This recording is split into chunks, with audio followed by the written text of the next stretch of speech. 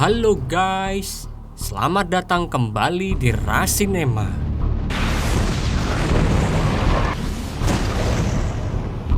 Pada kesempatan kali ini, kita akan membahas sebuah film yang berjudul Sicario 2: Day of the Soldado.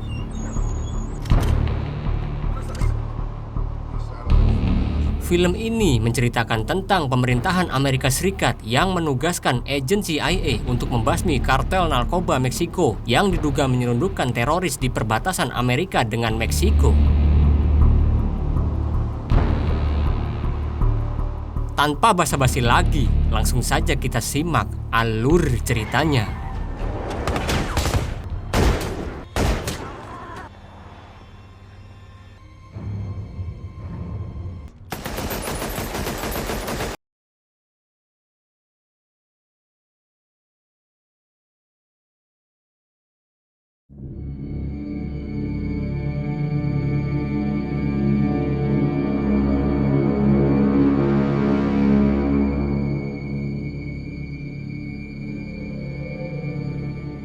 Film diawali dengan diperlihatkannya petugas patroli Amerika Serikat sedang mengejar para imigran gelap yang akan masuk ke wilayah Amerika Serikat tanpa izin.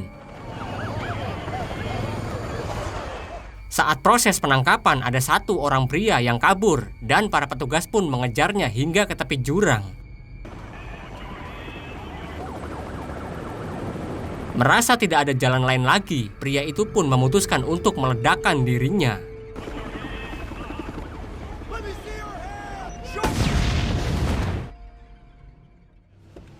Di tempat lain, di kota Kansas, sedang terjadi teror bom bunuh diri yang dilakukan oleh beberapa pria tidak dikenal di sebuah minimarket.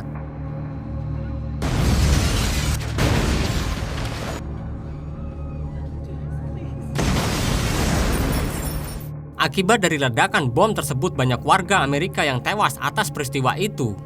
Menteri Pertahanan Amerika berjanji dia tidak akan membiarkan teror ini terjadi lagi, dan dia berencana mengerahkan seluruh pasukan militer Amerika Serikat demi melindungi warga dari serangan teroris. Beberapa waktu kemudian, pasukan khusus ditugaskan untuk menangkap seseorang yang bernama Bashir yang berada di Teluk Somalia, karena orang tersebut diduga telah membantu menyelundupkan para teroris ke Amerika.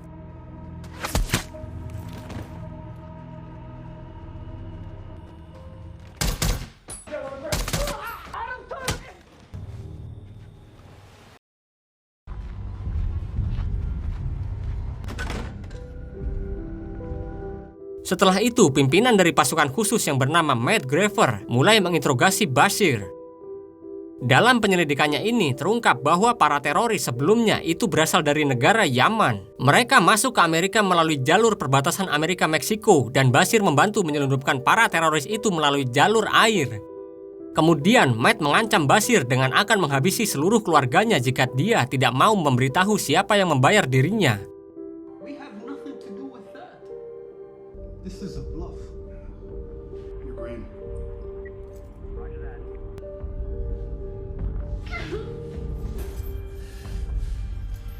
Bashir yang ketakutan, pada akhirnya dia pun buka mulut. Keesokan harinya, Matt melapor ke atasannya kalau hasil dari penyelidikannya tersebut ternyata dalang dari semua ini adalah seorang pimpinan kartel narkoba terkuat di Meksiko yang bernama Carlos Reyes. Dia melakukan ini bertujuan untuk membuat ketidakstabilan di Amerika akibat dari para teroris bom bunuh diri. Setelah itu, Matt diperintahkan oleh atasannya untuk menemui Menteri Pertahanan serta para petinggi CIA. Dalam pertemuan ini, mereka sedang membicarakan bagaimana caranya menangkap para kartel narkoba yang menjadi dalang teror bom bunuh diri di Amerika. Do you have any thoughts? They have a location on Reyes? Any kids? Two. Matt pun mengatakan kalau dia memiliki rencana untuk menangkap para kartel tersebut.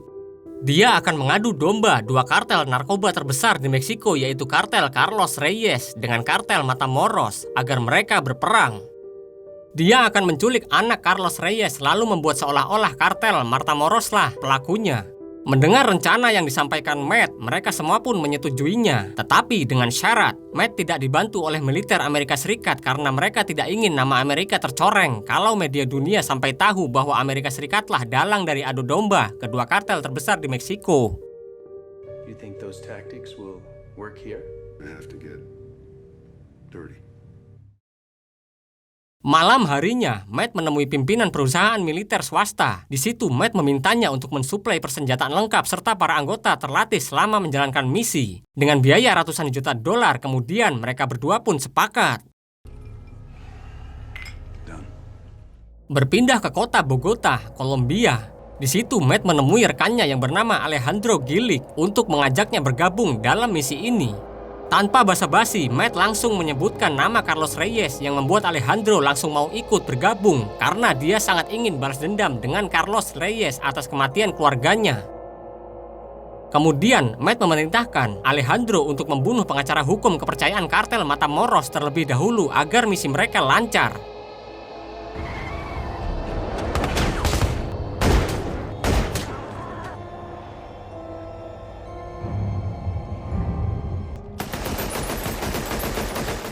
Di lain tempat, tampak seorang siswi yang sedang berkelahi dengan temannya. Siswi itu bernama Isabel Reyes, putri dari Carlos Reyes. I should expel you. Do it. That's what I thought.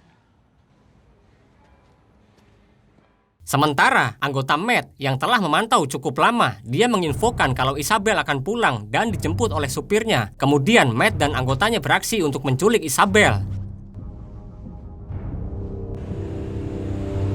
Perdí conexión. No tengo señal. Más rápido. Rápido.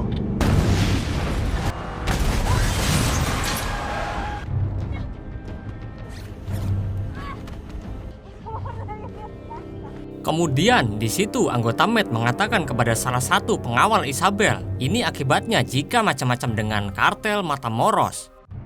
Setelah berhasil menculik Isabel, Matt pergi ke markas untuk mengecek keberadaan lokasi Carlos Reyes.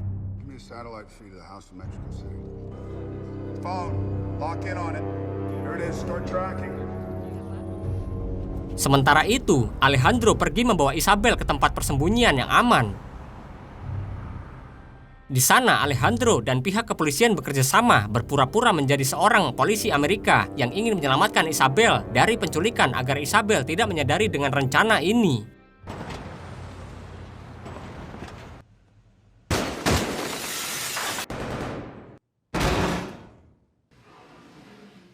Are we clear?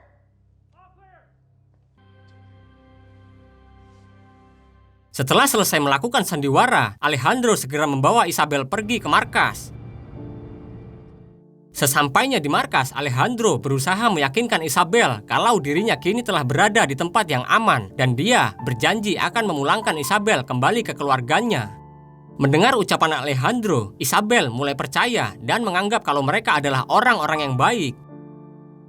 Keesokan harinya, Matt bersama Alejandro menemui teman lamanya yang bernama Rafael. Di situ mereka membicarakan tempat yang aman untuk Isabel dipindahkan nanti. Mereka pun berencana memindahkan Isabel ke wilayah kartel Matamoros untuk memicu peperangan antara dua kartel tersebut.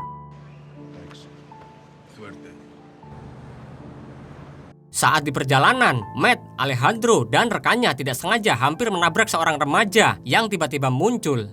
Remaja ini bernama Miguel Hernandez. Dia adalah salah satu anak buah Matamoros. Bukannya minta maaf, Miguel justru marah-marah kepada mereka.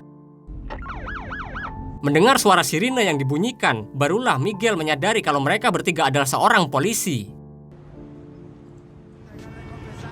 Setelah itu, Miguel diajak sepupunya yang bernama Hector untuk menemui seseorang. Sesampainya di sana, Miguel dipertemukan dengan seorang pria bernama Gallo. Gallo merupakan tangan kanan dari Matamoros yang bertugas mengirim para imigran gelap ke Amerika.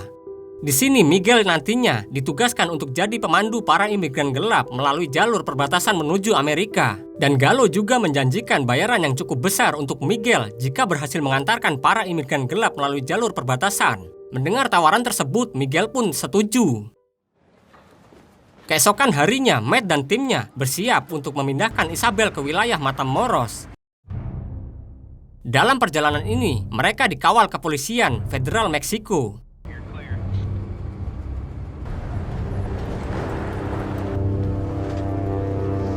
Ketegangan pun terjadi saat mereka mulai memasuki jalanan yang berdebu karena jarak pandang mereka yang menjadi tidak terjangkau. Tidak lama kemudian, tim pemantau dari udara memberitahu bahwa ada serangan yang mendekat dari arah kanan mereka.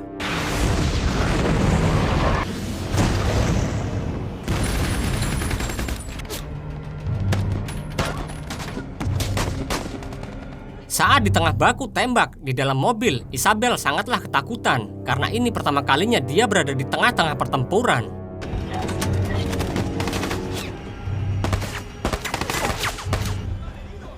Spread out! Easy, guys, easy. Down. Merasa situasi sudah aman, Matt dan timnya akan melanjutkan perjalanannya. Namun mereka dikagetkan dengan Isabel yang tidak ada di dalam mobil. Karena sudah tidak ada waktu lagi, Alejandro memerintahkan Matt dan timnya untuk segera pergi, sementara dia akan mencari keberadaan Isabel. Di lain sisi, ternyata Isabel sudah berada di tengah padang gurun. Melihat ada sebuah mobil yang melintas, Isabel pun meminta pertolongan. Namun saat mobil itu berhenti, ternyata orang yang di dalamnya adalah anak buah Matamoros.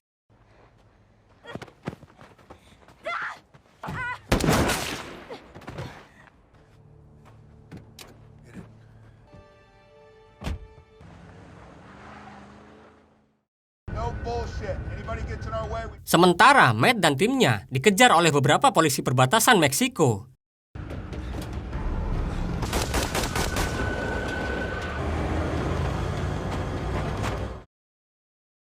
Beberapa waktu kemudian, saat di markasnya, Matt terkejut saat Menteri Pertahanan membatalkan misi ini karena Matt sebelumnya telah membunuh polisi Meksiko di perbatasan. Semua itu dikarenakan mereka takut nama Amerika tercoreng dan akan memicu perang antar negara. Matt begitu kecewa dengan keputusan ini. Dia pun menjelaskan kalau dia terpaksa membunuh mereka untuk membela diri karena para polisi Meksiko itu menyerangnya.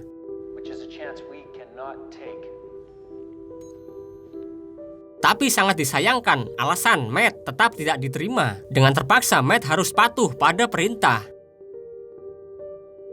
Berpindah ke Alejandro dan Isabel yang terus berjalan di tengah padang gurun. Pada akhirnya, mereka pun menemukan sebuah rumah terpencil di sana. Lalu mereka pun menghampiri pemilik rumah yang ternyata tunarungu. Di situ Alejandro pun bisa menggunakan bahasa isyarat untuk meminta izin beristirahat di rumahnya.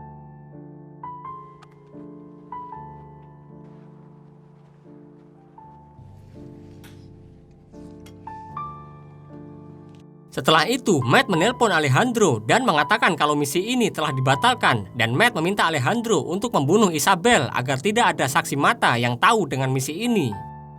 I can't do that. Namun Alejandro menolaknya. Dia pun mengatakan kalau dirinya akan tetap mengantarkan Isabel melewati perbatasan walaupun tanpa bantuan Matt dan timnya. I'll figure it out. Good luck. Malam harinya saat Alejandro sedang akan menyembunyikan senjatanya, Isabel datang menghampirinya. I know who you are. Di sini, Isabel mengatakan dulu dia pernah melihat file foto-foto milik ayahnya tentang pembunuhan keluarga Alejandro. You're the attorney whose family they killed. Alejandro pun akhirnya mengakui kalau penculik Isabel sebenarnya adalah dia dan timnya. Mendengar penjelasan Alejandro, Isabel pun terkejut. Namun dia sadar, cepat atau lambat pasti ada seseorang yang akan membunuh ayahnya. Setelah itu, Alejandro menyuruh Isabel untuk memotong rambut dan mengganti namanya agar saat melewati perbatasan tidak ada yang mengenali Isabel. Saat di perjalanan, Alejandro memasang alat pelacak di sepatu Isabel untuk mengantisipasi bila nanti mereka terpisah. Sementara di markas, Matt menemukan sinyal GPS yang terpasang di sepatu Isabel. Matt pun sadar dengan apa yang dilakukan Alejandro. Pasti ada alasan lain karena dia bersikeras untuk memulangkan Isabel. Namun karena ini semua perintah atasan, Matt akan tetap membunuh Isabel. Di sisi lain, Alejandro dan Isabel telah sampai di terminal bus pembawa para imigran gelap. ¿Sabes cuánto es? Aquí no hace preguntas. Tiene 1000. ¿Está bien? Bien. Saat mereka sedang menunggu keberangkatan bis, ternyata di sana juga ada Miguel yang mengamati Alejandro. Miguel teringat kalau dia dulu hampir tertabrak oleh mobil yang dinaiki Alejandro. Kemudian Miguel melaporkannya ke Hector bahwa Alejandro adalah polisi Amerika. Usted también. Arriba. Con el niño. Vayan.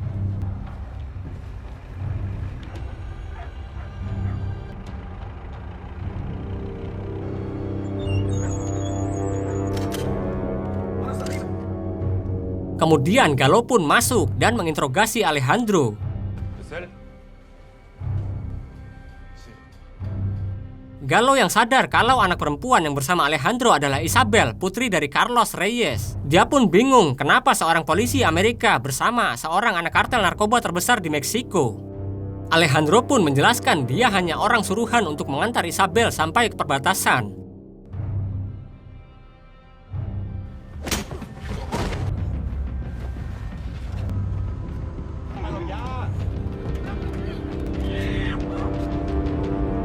Sesampainya di tempat yang sudah ditentukan, Gallo memerintahkan Miguel untuk membunuh Alejandro sebagai tanda kesetiaannya.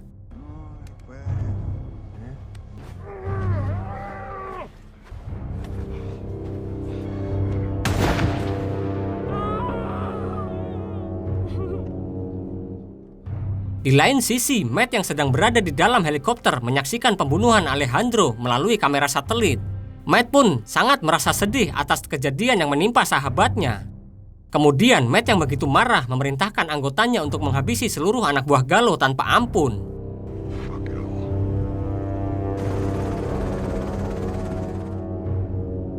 Sementara itu, Miguel yang sedang di perjalanan bersama para anak buah Gallo, dia pun kemudian melompat dari mobil dan pergi dari sana. Matt bersama anggotanya yang menggunakan helikopter berhasil menemukan keberadaan Gallo.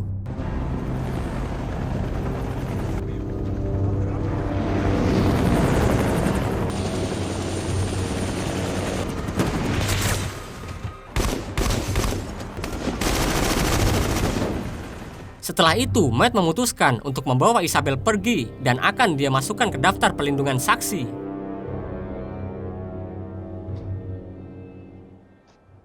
Kembali ke Alejandro, ternyata dia tidak tewas akibat tembakan Miguel yang saat itu hanya mengenai pipinya hingga tembus.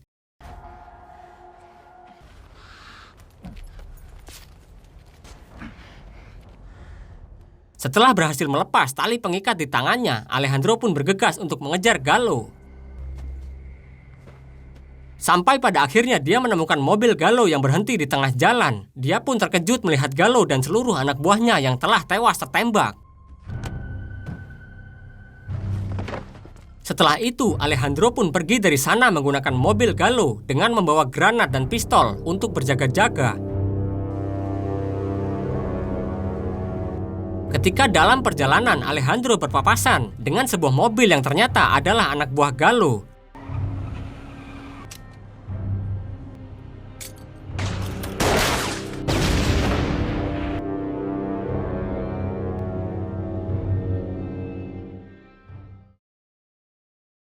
Satu tahun kemudian terlihat Miguel yang sudah dewasa. Saat dia akan masuk ke sebuah ruangan untuk mengambil makanan, dia sangat terkejut karena pria yang dulu pernah dia tembak ternyata masih hidup.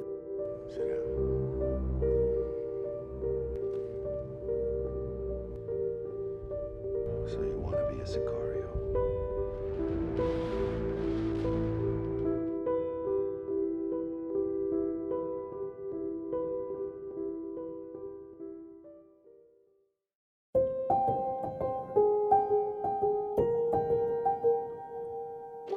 Oke guys, itu tadi alur film Sicario 2, Day of the Soldado. Carlos Reyes.